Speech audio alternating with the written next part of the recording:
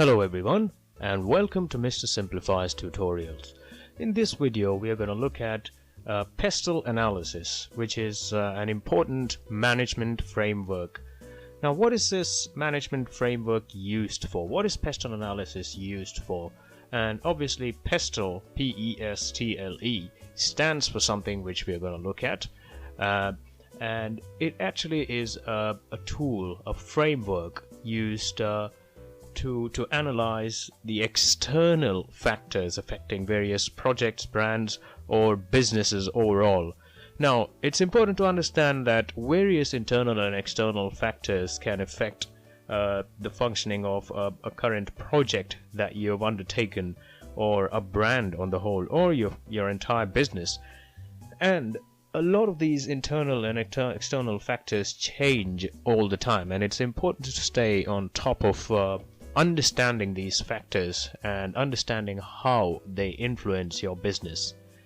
Now, SWOT analysis is another management tool, another framework used to understand the strengths, weaknesses, opportunities, and threats corresponding to a project or a business.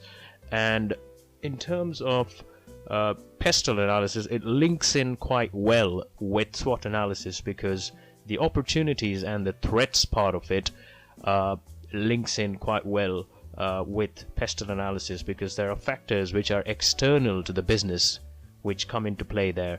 We are going to look at SWOT analysis in detail in another video, so don't worry if you found that bit of explanation to be slightly confusing.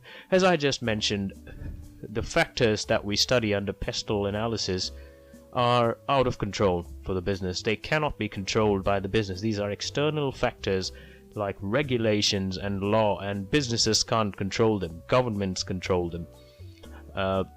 So let's have a look at some of these factors and how these factors are categorized. Now, what does PESTLE stand for? PESTLE stands for P for political, E for economic, S for social, T for technological, L for legal, and E for environmental. Now, these are like the categories in which these external issues facing the business or the project are categorized under.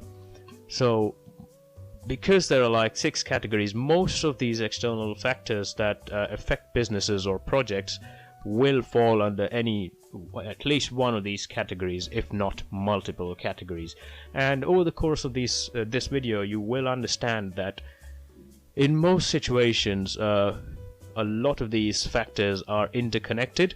So a certain factor can be political and technological or environmental at the same time, because it's obvious to understand, easy to understand, that politicians set laws, whether it's economical laws or legal regulations or environmental laws.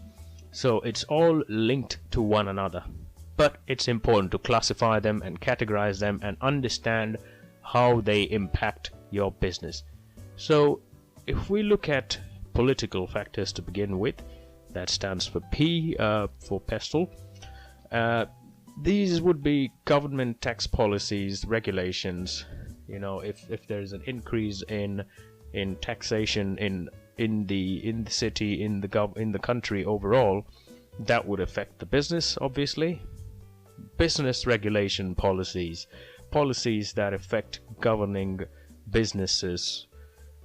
Government laws on competition in the marketplace. For instance, if there is a sort of a monopoly in the marketplace that you're operating in, and the government provides incentives to newer organizations and cuts down the incentives provided to regular organizations like yourself, that can have an effect on your business, and that can be classified under political influencing factors. And now we look at economic. Now, for instance, if the exchange rate has gone down, or basically your country's currency has devalued in the global financial markets, that can be an economic factor affecting your organization. If you obviously import, export, etc., or procure goods from overseas. The national GDP obviously has an impact on absolutely everything to do with businesses and everyday life. And what if there is a reduction or an increase in public spending power? That would definitely have an effect, and these are like the economical factors that can affect your project or your business on the whole. What about social factors? Now, social factors could be a basic change in styles or choices of the population, something that's very much in style, in fashion at the moment, can just be phased out in no time whatsoever, because consumer tastes change all the time, and that can impact your project or your organization on the whole. Change in the population demographics. Now, for instance, if your target market, if the segment of the market in your geographical location of operation is a particular ethnic group, for instance, and that ethnic group has suddenly moved over to a different part of the world, etc. These sort of changes are social changes, and that can affect your business. Community groups and pressure groups. Now, there can be various pressure groups and community groups that can influence, that can voice their opinion against or for your organization, causing a change and becoming an influential factor in that way. So these are sort of like the social factors. And what about technological factors?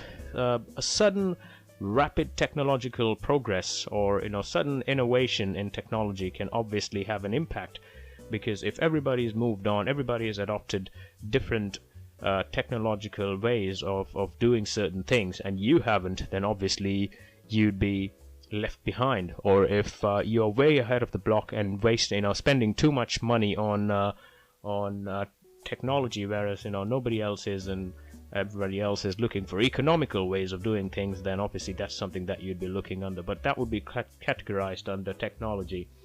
Now, improvement in production technology, something very commonly experienced by manufacturing and consumer goods companies. Data storage and protection technologies, something that affects most businesses once they're larger than a small scale, or once they cross that small to medium enterprise bracket, I would say. Legal factors. What can be legal factors? These are like factors relating to wages or employment. These could be taxation changes, like company taxation policy changes. These could be just changes in regulations relating to working practices in your industry in particular. So various legal factors.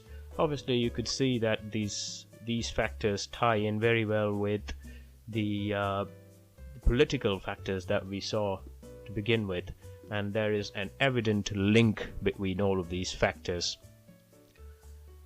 Environmental or ethical factors, as they're called sometimes as well.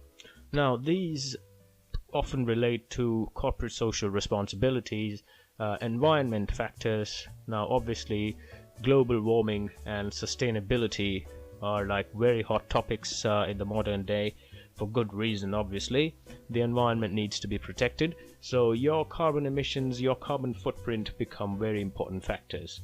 And then if there are changes in environment regulations, some of these changes can affect you directly, so it's important to understand them, important to study them, important to understand how they're affecting your project or your business.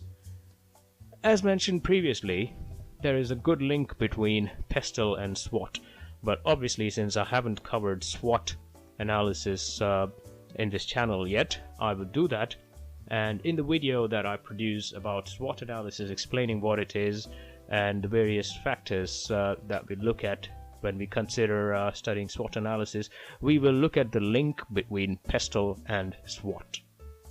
Okay, hopefully that was a good introduction to PESTLE analysis, and I hope you found this video useful as per the other, in line with the other videos in the channel, and I hope you find all of them very useful. I wish to continue producing tutorial videos like these. If there are any topics of interest that you want me to cover, please let me know in the comment section.